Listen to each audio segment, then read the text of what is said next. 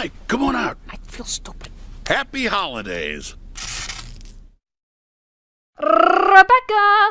It's Christmas time! Let's go to the theater and... Rebecca? Oh god, no. What's going on? Is it because we died in the last episode? We lived. Somehow.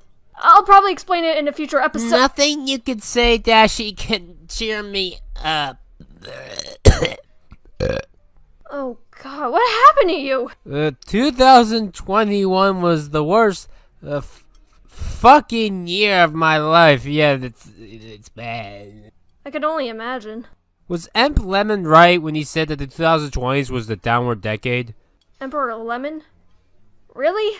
I wish Anime Antic was here. He's a great friend of mine, but he sadly was busy for the Christmas season, and Up is his favorite movie, which makes this even more sad.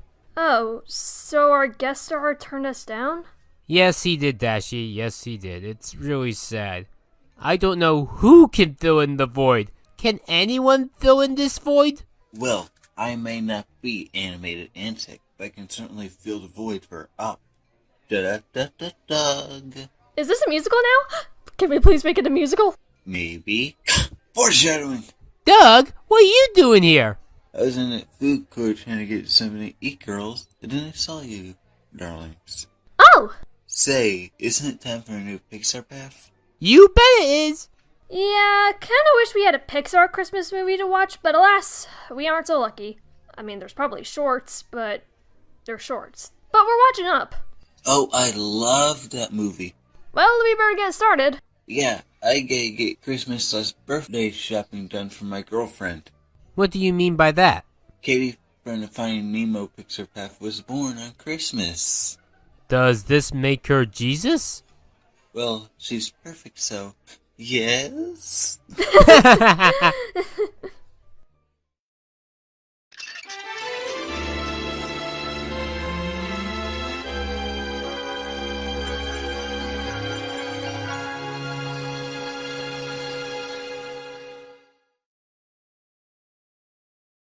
Who would dare set foot on this inhospitable summit? Why, our subject today, Charles Muntz. Charles Muntz. Okay, this has to be a coincidence, or they really did just reference that. What is it?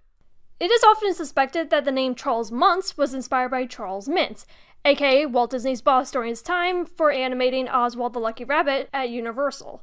Mintz had a really poor relationship with Walt Disney, ended up hiring away most of Walt Disney's staff, and a bunch of other crummy things that you could do research on. This led to Walt, his wife Lillian, his brother Roy, and his buddy Ub Iwerks to create Mickey Mouse.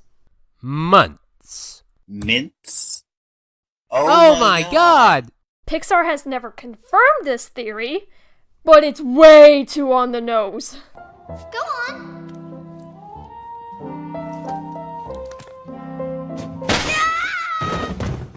This isn't up, this is down!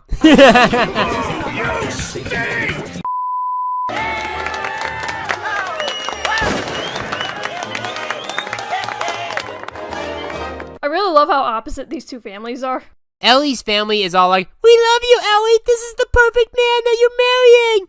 And Carl's family's all like, "Oh yeah, we had a relative named Carl. Meh." And who allowed a gun inside the altar? Alright, it's the USA.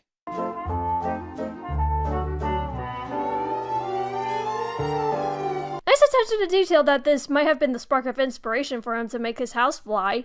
However, it makes me wonder how the frick Disney cast members don't float away. How exactly?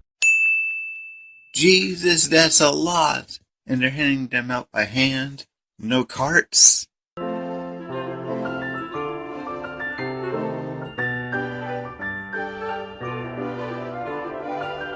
I love staring at the clouds and finding images in them. Hell, I still do that to this day. You gotta keep your imagination active. Sometimes I find rainbows when I do this. That one looks like Mickey. And that one looks like a cease and desist.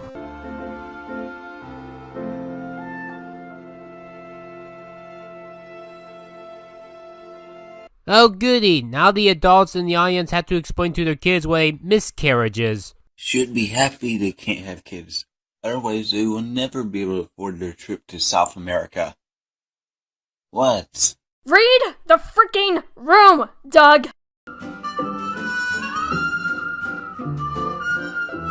That is very unnecessary. You could have poured the coins out. Just saying. Bow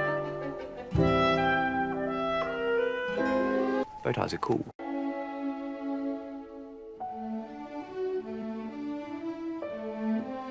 I've fallen! And I can't get— Ow! Rebecca, no! Now's not the time for an outdated meme! Yeah, I'm sorry.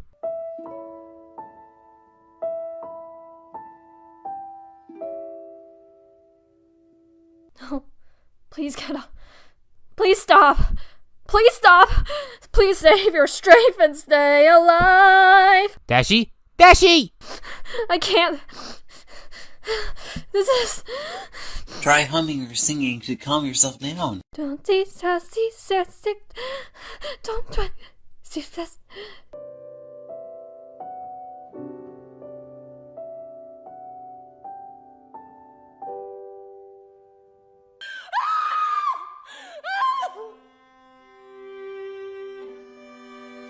My part. Thomas Sanders summarized it best.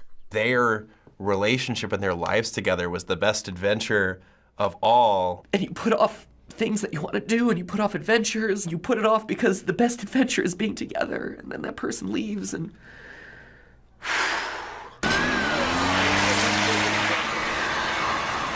Hey, morning, Mr. Fredrickson. And here is our 10th John Ratzenberger character, a construction worker. Are you in need of any assistance today, sir? No. I could help you cross the street. No. Russell is such a sweet kid. Proceed. Good afternoon. Let's skip to the end.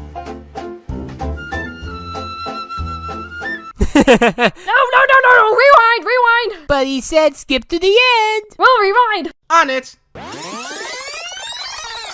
Don't touch that! No. Let me take care of that for you. Get away from our mailbox. Sir, I don't want you to touch it. Take this. The guys from Shady Oaks will be by to pick you up in the morning, okay? Retirement's so boring. Well, then get a job, loser! I'm old. Them trying to put Carl in his retirement home would set off the whole plot from starting to fly his house. But in Doug days, the retirement plot is discarded immediately.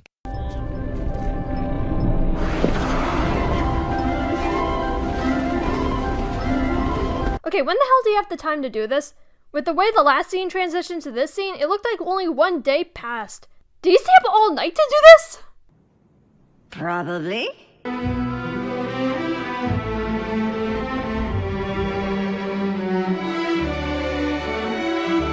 If you look closely to your bottom left, you can see Lotso from Toy Story 3. Oh my god, I never noticed that. Okay, I've seen this movie plenty of times. How do I not notice this stuff at this point? And as a bonus fact, Pixar actually for every single movie since at least Toy Story 2, they love to put an Easter egg in each movie to help indicate their next project. Since their movies take years to make and have multiple projects being worked on at the same time at all times, they thought it would be a fun bonus for each movie to give a small ad, per se, for the next movie. That is so awesome. Also unfortunate considering, that whole Newt's movie was canceled, even though they teased it in Toy Story 3. Please let me in. No. I wonder how many kids would have fainted in this scenario. Over 9,000! I can see your house from here. Don't check around so much, kid. Well, that's not gonna work. Anyone else getting similar vibes to that scene from Slumdog Millionaire? See? Cumulonimbus. It's funny because I was also learning about clouds in school when this came out. With this baby, we'll never be lost. You had one job, Russell! One job! You had one job. Just the one? That's it? I came all this way just to get stuck at the wrong end of this rock pile? Ironic metaphor for life, lol.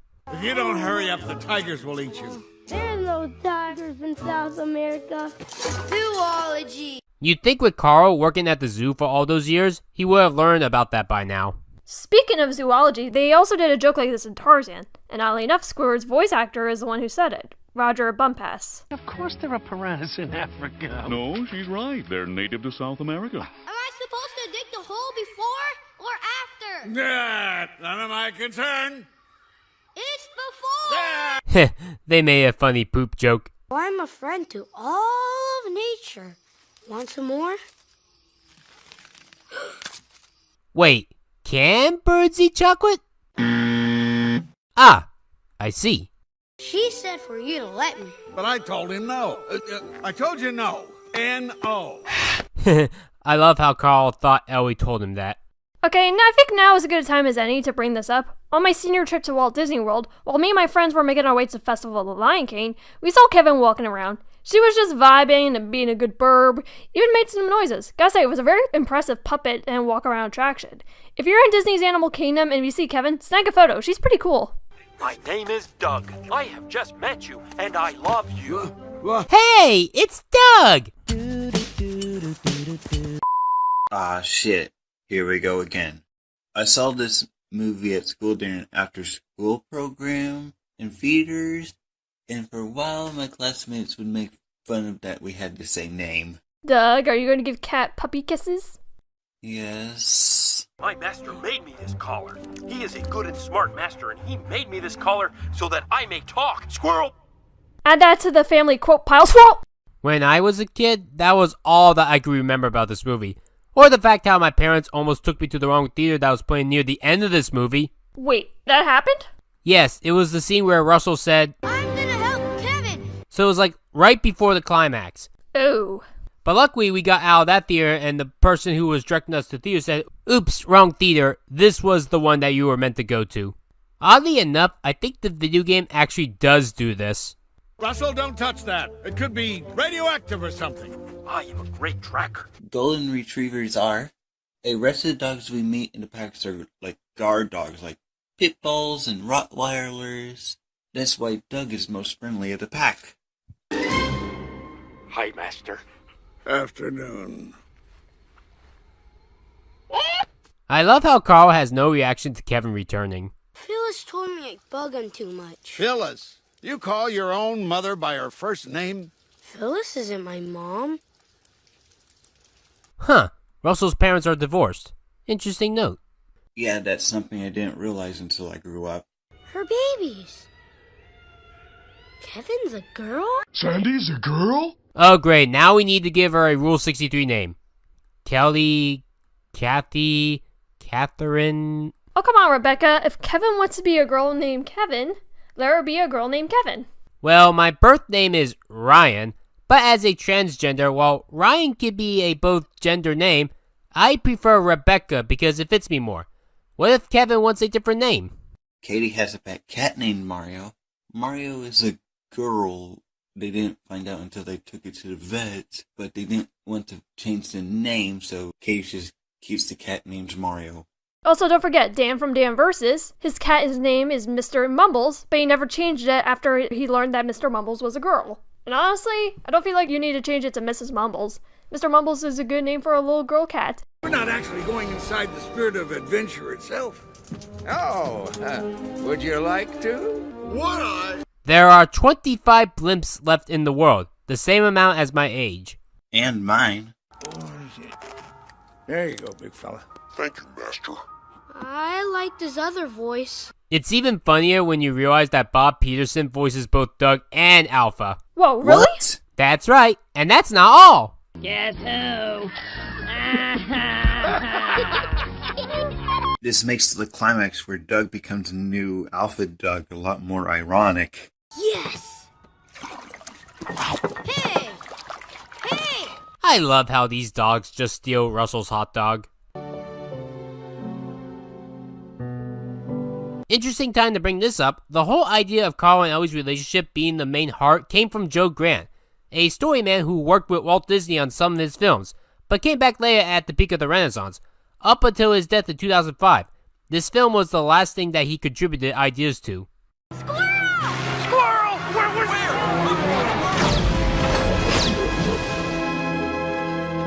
I still love this scene. Me too. If Disney were to ever make their own Super Smash Bros. Game like how Warner Bros. And Nickelodeon are doing it, then one of their stages should be the blimp connected to the floating house.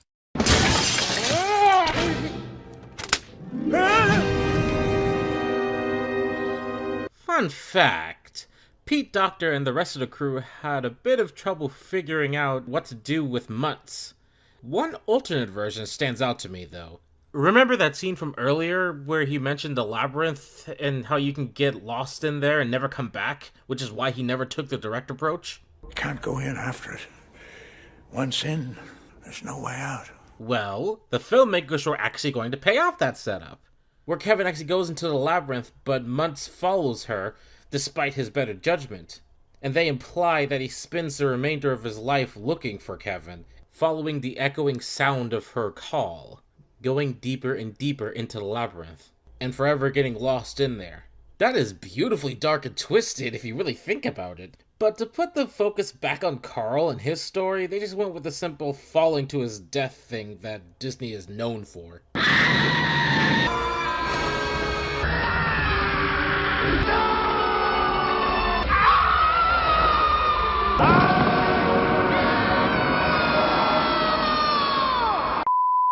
I would like to award you the highest honor I can bestow. The Ellie Badge. Very admirable. Red one. That's a bike. It's red, isn't it? Mr. Fredrickson, you're cheating. No, I'm not. You can see how these two have a nice bond throughout the movie, and that Carl is a very good father figure. I love how subtle it is. Russell explained earlier that he used to do this activity with his dad, so this makes for a very touching ending.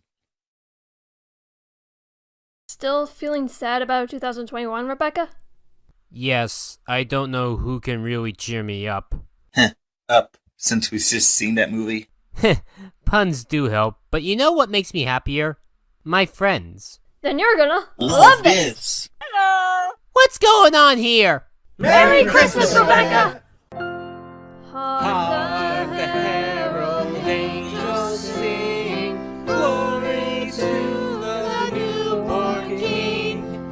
Peace on earth and mercy mild, God and sinners reconciled. Joyful all ye nations rise, join the triumph of the skies. With angelic hosts proclaim, Christ is born in Bethlehem. Hark the herald angels sing, glory to the newborn King.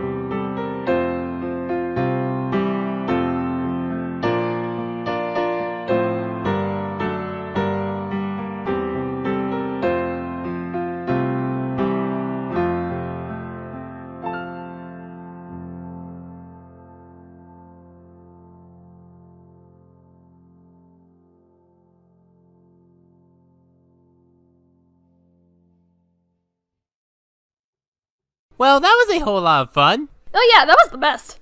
Excuse me, Rebecca. Oh, hi, Ouija. Do I know you? My girlfriend. Hee hee. Well, hi. I'm Doug from Duper Feeder. I think I know the way for you to be happy. Is it Project Reboot? Kind of. It's part of it. But I think it's time that we got rid of your witch appearance forever. Appearance? Forever? Come with me, Rebecca. You will love this change. Should be almost done now. Alright, I present the new and improved Rebecca. Well, this is gonna be an interesting change for 2022. Oh, that's so cool! I love it! I'm proud of you, Rebecca.